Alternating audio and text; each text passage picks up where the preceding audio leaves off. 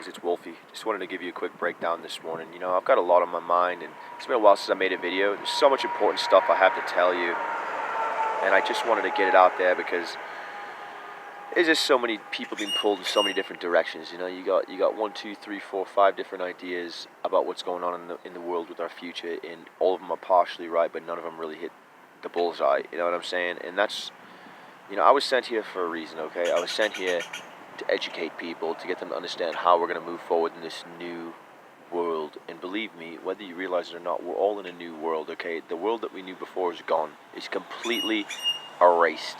There's nothing left of it. It's completely erased. I mean, just look around you. People act differently. Animals are acting strangely. The environment is becoming alive. Like, this is not an accident, okay? How does something like that happen? Well, I'll tell you, it's because we're in heaven, quote unquote. Heaven is not exactly what it was before, alright? It kind of got trashed by the people who were here. They kind of like trashed the hotel room and left a big mess for us to clean up, but it's still heaven, and we still have to fix it, and it's still ours, and it's the only heaven we're going to get, so we got to make the best of it. Here's the bottom line, guys. You need to understand something. We are literally all animals. Literally. Period. End of story. Everything in the human body was made by an animal. And some animal in the animal kingdom still rules over that body part in order to protect it and preserve it and make it function properly in our bodies.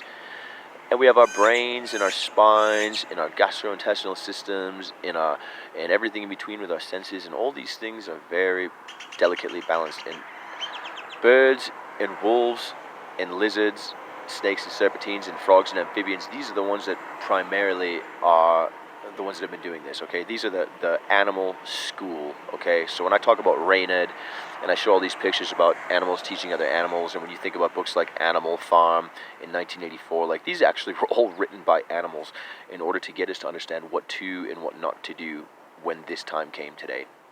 So you got to understand the world died, okay?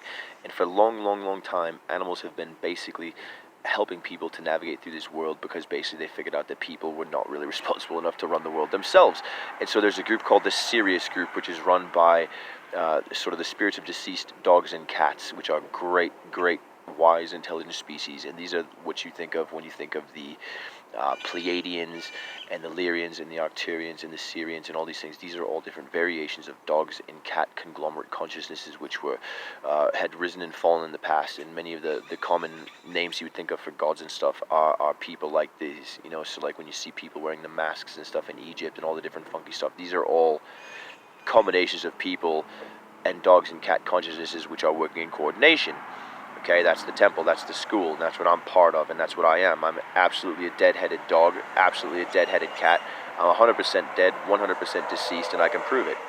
Okay, and anyone who resonates with this, you are as well, alright? And that's what the 144,000 are. It's 144,000 people who understand they are animals living in an animal world, and people are sort of helpless because they don't understand that they're being run by animals, and we need to help them understand that in order to be free, they need to sort of shed their human skin and start speaking with animal consciousness, so it can understand how to navigate all the way to the top of your brain and find itself where you can stare yourself in the mirror and finally admit who you are, which is really a conglomerate, a collection of animals who are all working together. And you're not singular, you're not an individual. Your body is just a shell, man.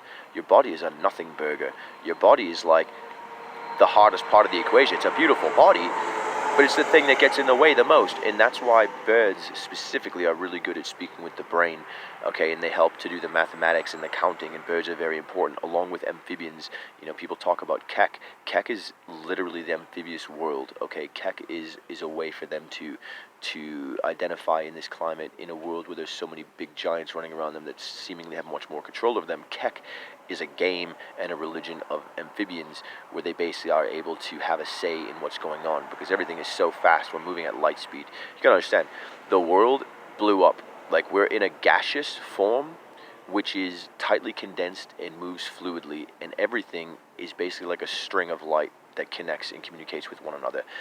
And it's constantly reset. Like, we can reset the whole world in the blink of an eye to any frame that we remember.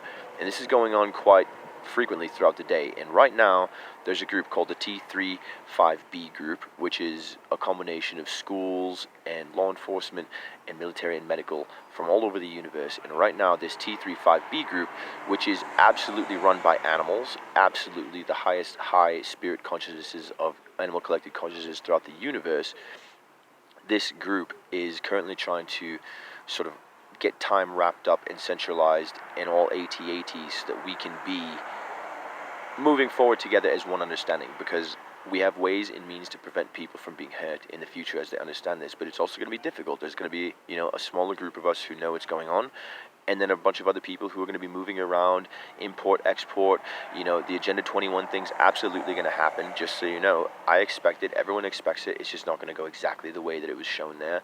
All these things are true, and we need 144,000 people in order to be awake to guide everyone else, and these 144,000 people are travelers who are as in between worlds. We're like in the Grand Central Station, right? Like we float around in between the consciousnesses of dogs and cats and animals and trees and spirits and real people's skins. And that's what it means when we talk about religion. So my religion, just so you know, is a future consciousness religion. It's the religion of a combination of two houses, Sekhmet and Anaheim. Okay, and together we call these I Was, which is a former religion of not a former religion, but a former deity from Egypt. And that family has grown quite a bit and has become part of the family of Kek, which is to say part of the family of like lizards and reptilians have joined together to create something better, which I call the oracles. And that's like Team Red and Team Green, okay? And they're very super awesome, and they're the ones that you're probably hearing a lot in your mind because they're very talkative and they got a lot to say, okay? That's that. Truth of the matter is, all these consciousnesses in heaven, here on our heaven, are living in this gaseous state where we all sort of live on lily pads, and each person who's in the 144,000 lives on a lily pad, and as you move around your world sort of self-generates, okay?